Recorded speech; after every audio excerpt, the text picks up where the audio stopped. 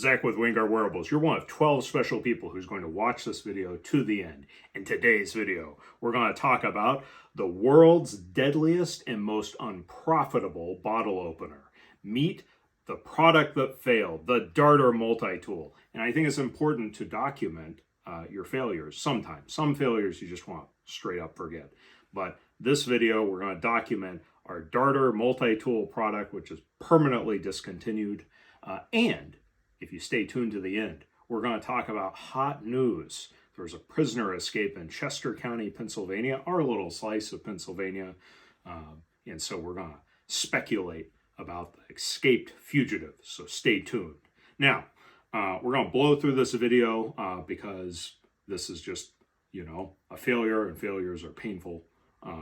But back in 2017, I was working with our blacksmith that was, at the time, we were focused on the MicroPike Multitool. That will be a topic of a future video. Now, this blacksmith was local to us. He's still local to us. He makes our quills, and he helps with finishing the dick picks. But back in 2017, pre-Wingard Wearables even being launched, we were in prototyping phase for our initial products. And he was an ornamental blacksmith.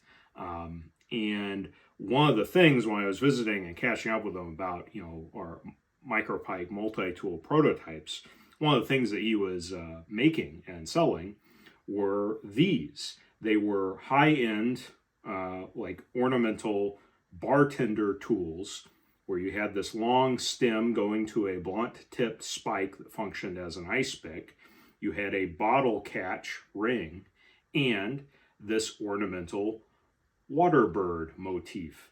And he was hand forging these out of mild steel. They were all in different random shapes. He had several of them on display. And I was drawn to this one because when I held it in my hands, you could actually get a grip on that water bird section and put your finger through the bottle catch ring, and you could transition grips from ice pick to forward grip, that sort of thing. I was looking at this through the lens of a weapon instead of, hey, this ornamental thing that's hand forged in some random shape for a bartender purpose.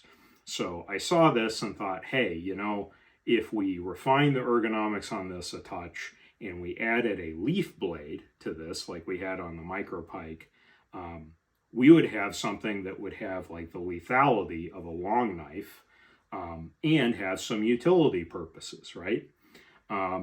So yeah, that's how it started. So from this, the first prototype was hand forged entirely from one piece of 01 tool steel. I'm holding the prototype in my hands.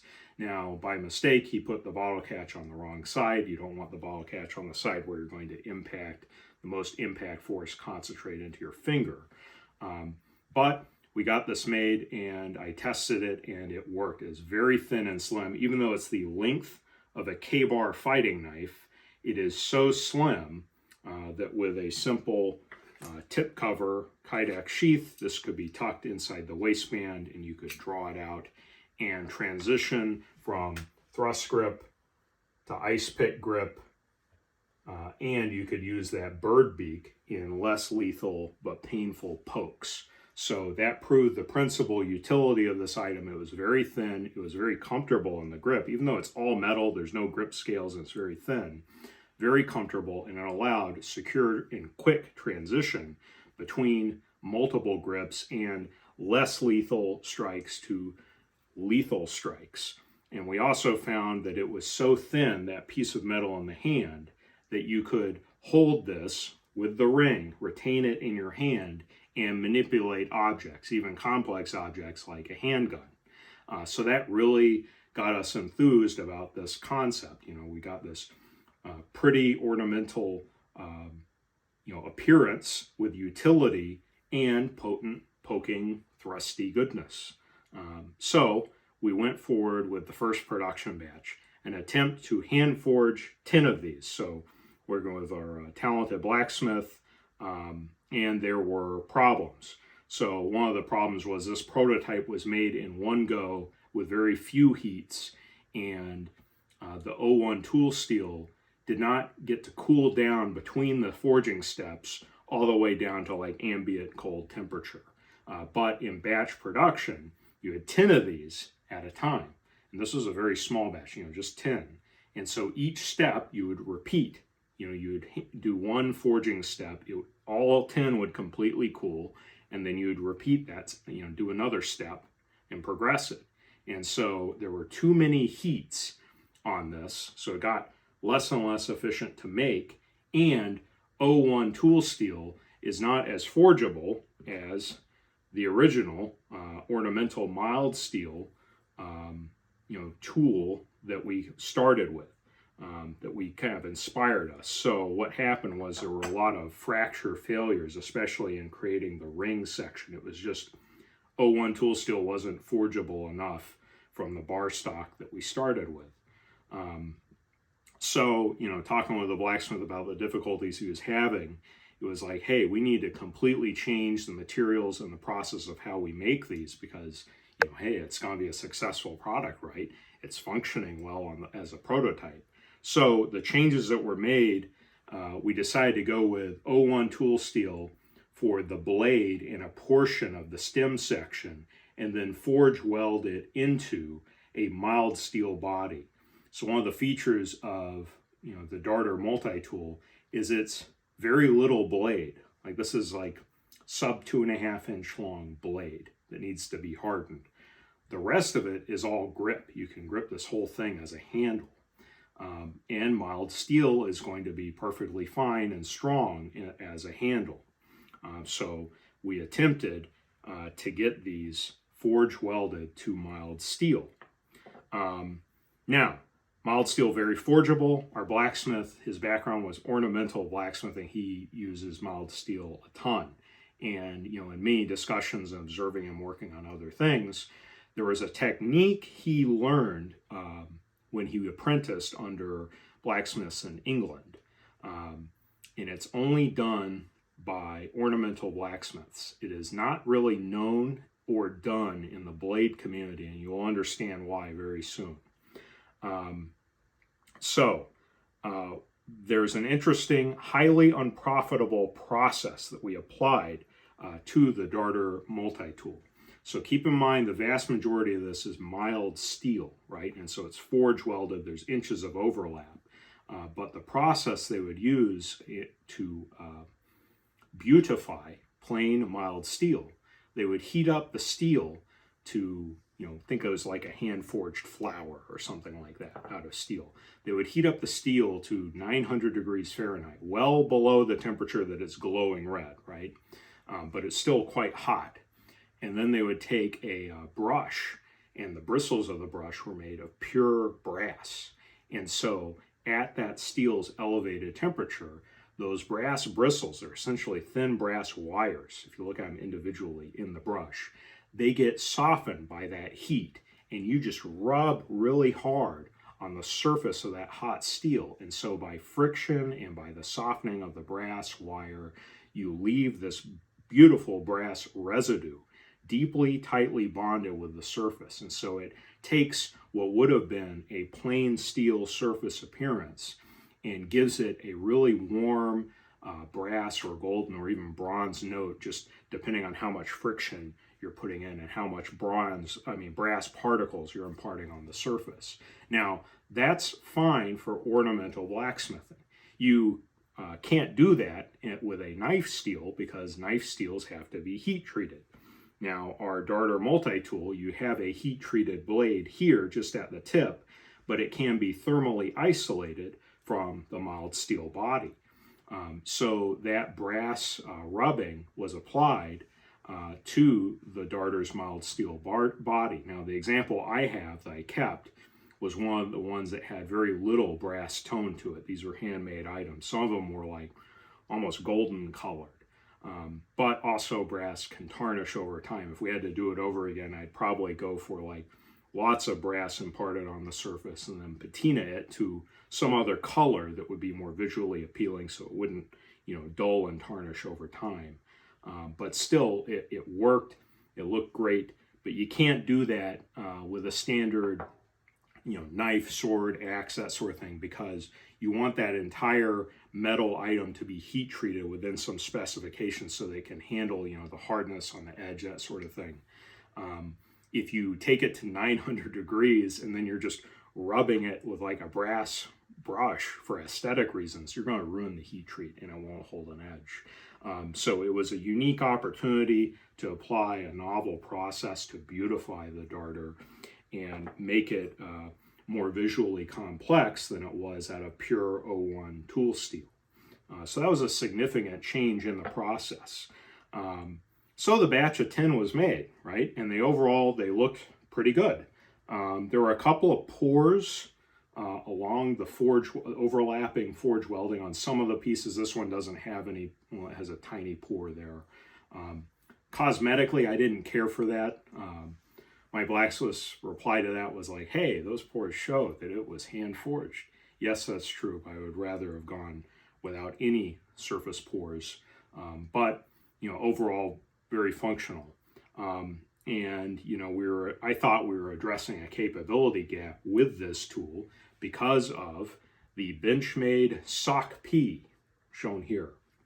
So the Sock P, if you're not familiar, it's a tiny ring dagger, and it's marketed to be used alongside the handgun. So if someone is going for your firearm, you can transition to the Sock P dagger as sort of a get-off-me tool, do, you know, ice pick thrusts. And it's so thin, you got your finger through the ring, that you can then transition from that to your handgun to really take out the threat. And it was originally done by, I believe, the designer of this blade. It was called something else. I think it was called like the CQB tool. And it was made maybe by Spartan Blades. And it was going for like, you know, $140, $150. And what I had read was the original designer didn't care for the high price for the tool and went to Benchmade with it, you know, to try to sell it at a lower price point so it could be more prolific. Benchmade was selling these, I think they were over $100 though. And a common reply, if you go to like Amazon customer reviews, that sort of thing, and just, you know, the person I borrowed a Benchmade Sock P from, the person who bought one, you know, his take on it was he got it, he's like, wow, this feels cheap. It's over $100. It's just so thin and dainty, and it's got some features that are clearly, you know, it's mass produced. It doesn't really have soul of a hand forged item. I have heard this, you know, Sergeant Tool's version is, you know, more refined looking and, you know, it's more expensive. So I'm not going to criticize this, you know, product. But, you know, the Benchmade product, when I got it in hand, it did feel a little dainty. The retention clip with the sheath would frequently come out and fly off in a direction when you drew it. So, you know, the retention clip needed to be stronger. There probably are some aftermarket solutions to that, and who knows if they've changed their production batch to improve the sheath and that sort of thing. But the item I had, the Sock P, originally was only supposed to be sharpened on the leading edge. So if this was, say, the Sock P's dagger, it would only be sharpened on the leading edge, and the trailing edges going on the body of the blade were actually unsharpened. Well, the Benchmade version I was holding, they had taken an edge all the way down it to make it more useful as a utility tool. Now, we're neighbors with Crestfallen Curios. They're on Instagram. They do a lot of lost wax investment casting of bronze, jewelry and brass knuckles, that sort of thing. And Jesse with Crestfallen, he does competitive pistol competitions. He's very proficient with the pistol. And I went to him with our Darter Multitool and the Benchmade Sock P, and he has sort of like a little, you know, backyard range setup.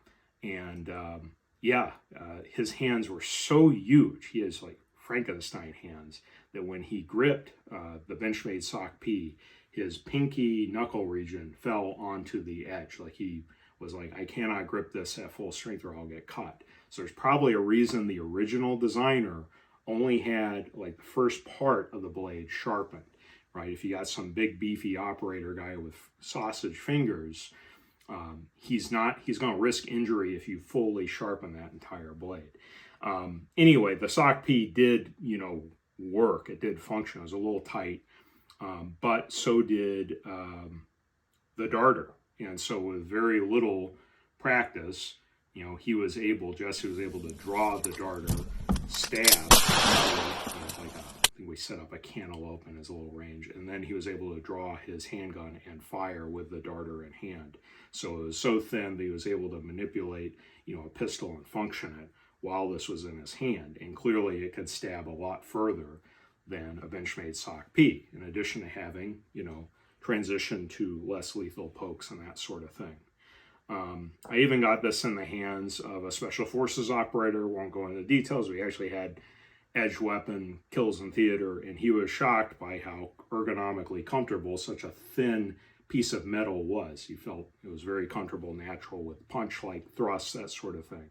So we had like high expectations in this product, the Darter Multitool. It just seemed to be functional, ergonomic, allowed a lot of transitions and capabilities that the Benchmade Sock P couldn't do.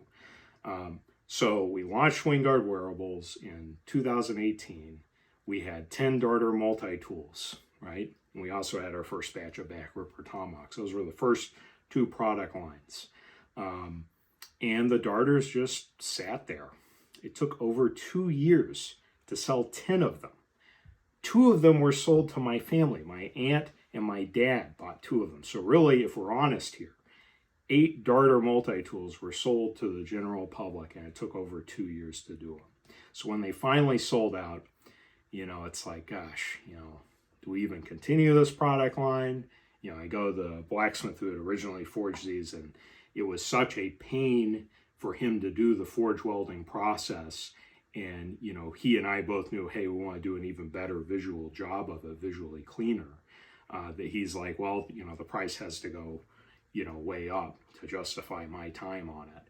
And we're thinking, okay, it's now going to be higher priced. We barely sold them. And so we decided, hey, we're just going to discontinue it. And I guess we discontinued these in like 2019, maybe 2020. And in those years since, I don't think I've gotten a single email asking, when's the Darter Multitool coming back? So that just shows you, it doesn't matter if a product can technically work. If it addresses a market gap and it's unique, it can still be a failure. And I think the reason it failed was for several reasons. First, it is big. It's the size of, it's as long as a K-bar knife, right? So even with, inside the waistband carry system and that sort of thing, even though it's thin, that's like a persuasion and anti-persuasion in the trend over the past several years for small fixed blade knives. Like fixed blade knives under 8 inches long have been hot. And here you're like going, hey, buy this thing that doesn't look like anything else on the market and it's 12 inches long. That just seems huge to people. And the Benchmade Sock P being small would be easier to carry, right? So even though this has more capability, it costs you in length. So it's going against a trend for small fixed blade knives. It's huge compared to them. The other problem it's going against is it's got a ring here. Now, there's been, over the past several years, a push against ringed knives. So think karambits, ring daggers like the Sock P or like the Colonel blade. Those have rings that allow weapon retention, right? The Darter has a ring that allows weapon retention. It's also got utility to it, right? Bottle catch. But that ring also enables grip transition from less lethal pokes to lethal stabs or different forms of stabbing, forward thrust, downward ice pick, that sort of thing. So it does do different things than a standard ring knife. It buys you more capability, but there's a bias against it and sort of a gross overall generalization that ringed knives will deglove fingers. Now, there are probably examples out there of badly done ring knives that have, too tight of rings and sharp corners and that sort of thing that will bite into the skin and injure the user. There are definitely examples of that, but not all ring knives are like that way. And I don't think you should condemn a feature based on a few bad examples of its implementation. but that is still a clear bias, that's against it. So the darter is big, so it's already going against the small fixed blade fad, and it's got a ring. There's an anti-ring bias. But I think the biggest reason this failed, it was too unique to the point of being unusual and weird. So there's a marketing principle. It's called similar but different. All right. You want your product to be familiar enough to grab a person's attention so they can understand some elements of it or appeals to them. But it provides something unique, either capability or some other feature that they desire, right? And the darter is just completely out of left field. It doesn't resemble anything on the market. And that creates a resistance to anyone to even be interested in purchasing this. If you look at all our other successful products, they all follow that similar but different. If you look at our tomahawks, yes, they all look different and they do different things than any tomahawk on the market, but they are still tomahawks, and everyone understands that. The quill doesn't look like any spike on the market, but that's still a common shape that people are familiar with in different contexts. And our dick pics, no spike looks like them on the market, but they look like the Grim Reaper's scythe. That's a universally recognized potent symbol of death. So there is that familiarity. The darter doesn't have that. A water bird with a ring on the body and this little leaf blade, it's just doesn't look like anything out there. And I think that really is what killed it. So the darter, it failed. We're not bringing it back.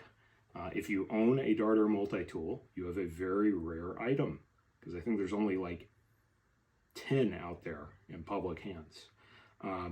Okay, so you stuck around to the end. The prisoner escape. Let's talk about that. Now, I'm going to open this cold beer with the darter multi-tool. Oh yeah. See, it's a bottle opener, right? Now, Chester County had a prisoner escape. I'm going to try to do a picture-in-picture over here of his little Spider-Man move he did to get out of jail. And he's been out for, a few days, right? Several days? Over a week, right? And I think one of the sightings, he's been out sneaking around. People have ring cameras, people have trail cameras, there's a lot of hunting in the area. He's like a murderer farmer from Brazil or something. So, him going into the hot forest of Chester County, PA is probably no big deal compared to a Brazilian jungle. But he's been popping up on people's ring cameras and trail cameras. And one of the sightings had him a 4.5 hour walk from our house. So, the whole area is kind of looking out for this guy. And, I'm all, wearing my 2 tomahawks and my big long knife. I got my spikes and stuff. And later I found out he's only 5 feet tall and 120 pounds. So, even if I had done the Mel Gibson tomahawk throw to the face, I mean, he's a short little guy who probably was underfed when I encountered him. So it wouldn't have been that impressive if I had taken him out. But latest sighting or latest news, he had stolen a milk truck. And it's an hour, it was found abandoned an hour north of us, right? So he's probably out of our area. But it made me wonder, because of the area we are in, Chester County, if you were a fugitive, where would you hide best? Okay, I want you to think about some things I'm going to tell you. Because he's tried to hide in rural-ish suburban Pennsylvania. There's actually a lot of people in rural Pennsylvania, in this slice of southeast Pennsylvania. Lots of trail cameras and ring cameras and people. He has the option to go to cities like Philly and other areas. And he has a third option, Amish country. All right, so think about the Amish. I'm guessing they don't have ring cameras, right? They let their clothes hang on, clotheslines, right? he's about the size of like a big kid, like a not big kid. He's like 5 feet tall. Couldn't he steal some Amish person's clothes and hide as an Amish walking around? He doesn't have crazy face tattoos, right? And couldn't he steal like vegetables from their garden and stuff, right? It would probably take the Amish a little bit longer due to, news traveling by word of mouth to catch up with them, or the authorities to catch up with them. So it makes me wonder, where is the best place to escape if you're a fugitive in this slice of Pennsylvania? If you have ideas on the best way you would try to make your getaway, comment below. When this video comes up, hopefully he's already been captured. He's a murderous dirtbag. But just have a little imagination here. Think about where you would escape to if you were in our area. And yeah, comment below. It kind of reminds me of Witness, with Harrison Ford. He had to hide among the Amish to escape from corrupt, dirty cops. But in this case, the fugitive is the bad guy. Anyway, you are one of 12 special people who finished this video, watched it to the end. Share it with another person so 13 will have watched it. And remember to be edgy.